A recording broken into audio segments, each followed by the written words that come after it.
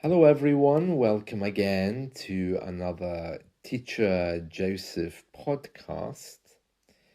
This week in our weekly lesson, we're talking about cancel culture. Cancel culture is when you or other people, or even a sport, may be cancelled if it is thought unsuitable for others. For example, if you say something bad on social media, which other people don't agree with or don't like, you could easily find yourself without a job. If you're an actor, your new movie could be cancelled. If you're involved in a sport which is suddenly cancelled, you could have your hobby taken away. Now, in today's news, there is something about fox hunting. Fox hunting, as you know, was an old traditional sport up until fairly recently, I think within the last 20 or 30 years. It's been cancelled. It's no longer fashionable for a pack of dogs to be chasing a fox through the English countryside. Farmers have said that they would prefer there are fox hunts taking place because they don't want foxes on their land attacking chickens. For a while, I think fox hunters have now been using a kind of like a fake animal which dogs can still chase, but of course it's not the same. And we're going to read through the news about a story regarding fox hunting. So let's start now. This is from The Guardian, from today, which is the 13th of August. It says here, a pro-fox hunting group says it has prepared a legal case to try to prove that hunters are an ethnic minority whose hunts should be protected under equality laws. So as you probably know, here in the UK, we have a number of laws to protect ethnic minorities, and some of those laws are far-reaching. It means they can be used in a number of different ways to protect people from cancel culture. It says here, a human rights lawyer has advised that perhaps these hunters will qualify for legal protection, and that, of course, will immediately stop the banning of fox hunting. It's been 3 years in the making, and it says here that fox hunting groups are going to try to use this law. If successful, it will give hunters the same protection as minority groups, such as the Roma Gypsy community or the LGBTQ groups. They're saying here that the animal rights extremist movements are the ones which have been launching conflicts under the exclusive animal welfare. But obviously this group wants the right to hunt foxes. Now, for those of you who don't know, fox hunting is a really old sport here, where you dress up in red, you get on a horse, you get a pack of dogs, and you chase a fox until it's caught and killed. It says here, we're picking up the foxes or the hares, that's a type of rabbit, or deer, that are either old or have no teeth. They could die of starvation anyway, or if they've got disease, we're happy with that natural selectivity. I'm not sure that I'm okay with that excuse for killing foxes, but anyway, it says here, He also said hunting wasn't cruel. I can tell you that now, this man is saying in the newspaper. He says, I am as animal friendly as anyone. My hunting compatriots are the same. And in this video that this man has made, he's saying he wants to reverse the Bambi effect, where we all feel sorry for animals. Yeah, you know, I was saying this in my weekly lesson this week, that my grandmother, she just used to go to the garden, lift a chicken, pull its neck, pluck the feathers out of it, and put it in the oven. Well, she would take the entrails out of the inside of it. But these animals, you know, they had a practical purpose. They weren't supposed to be loved. They were supposed to be used.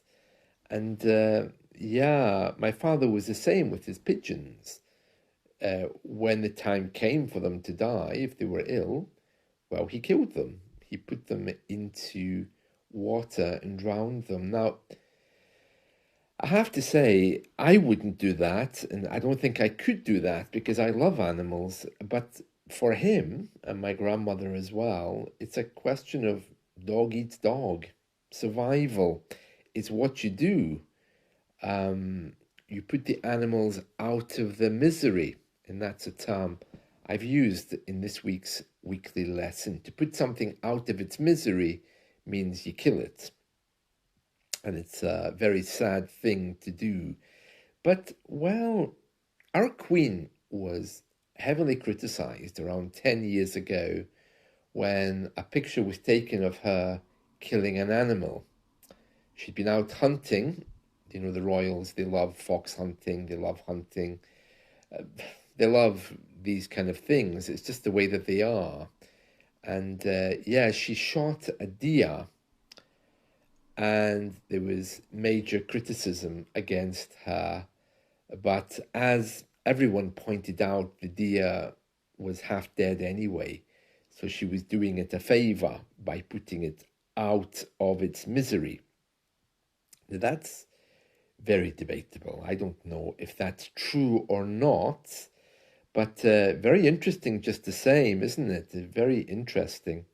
So yeah, that's the story about fox hunting today. So I don't know where that story is going, but certainly very, very interesting.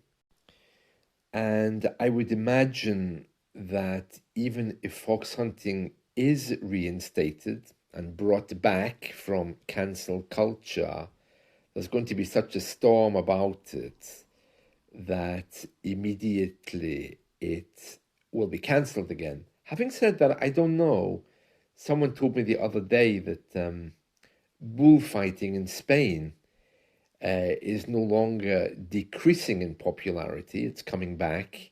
So who knows what the future might hold. But oh, it sounds creepy, doesn't it, about these animals.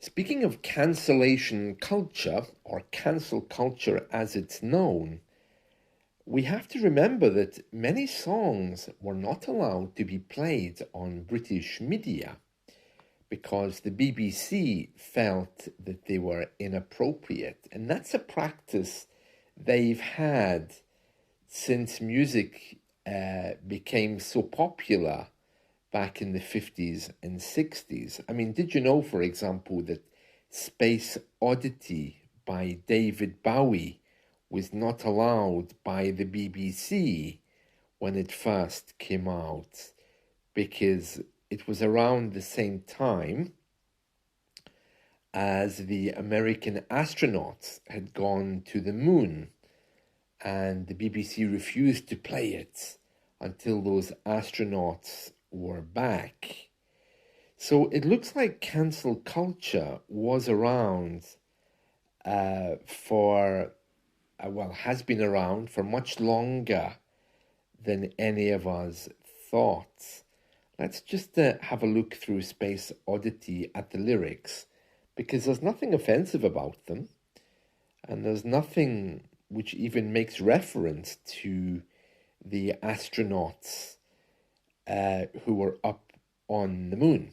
So let's have a look. It says here, ground control to Major Tom, and this is Space Oddity by David Bowie. Ground control to Major Tom, take your protein pills and put your helmet on. Ground control to Major Tom, commencing countdown, engines on. Well, you know the countdown sequence? 10, 9, 8. Yeah, I sometimes ask Alexa to do that on days where I'm feeling particularly morbid. And then it says, check ignition and may God's love be with you. This is ground control to Major Tom. You've really made the grade. You've really made the grade. It's an expression that we use when we talk about someone being successful. Because you know that way when exam papers are marked, we say they are graded. So if I go to a teacher and I say, can you please give me my mark? I could say, can you give me my grades? Can you grade the paper? Can you mark the paper? So you've really made the grade means you've been really successful. And then it says here, and the papers want to know whose shirt you wear. Now it's time to leave the capsule if you dare. So leave the capsule, leave your spaceship. If you dare, that means, you know, if you feel brave enough. This is Major Tom to ground control. I'm stepping through the door. I'm floating in a most peculiar way, and the stars look very different. And then it says, am I sitting in a tin can far above the world? Planet Earth is blue. There's nothing I can do. Though I'm past 100,000 miles, I'm feeling very still, and I think my spaceship knows which way to go. Tell my wife I love her very much. She knows. Oh, there we are. Yeah, lovely. So that's Major Tom. Nothing harmful about that. I don't know why the BBC banned it. Having said that, though, it was only until the astronauts came back. Okay, let me see if I can get Alexa to do that countdown thing she does. Alexa, please self-destruct. Auto-destruction in 5, 4, 3, 2, 1. Boom. That did not go as planned. It never fails to amuse me, that, but I wish she would do it for longer. Anyway, yeah, so there we are. That's Alexa's self-destruct mechanism there. Well, that passed a moment, didn't it? Anyway, I hope you've enjoyed this. Let's talk again soon. See you. Bye.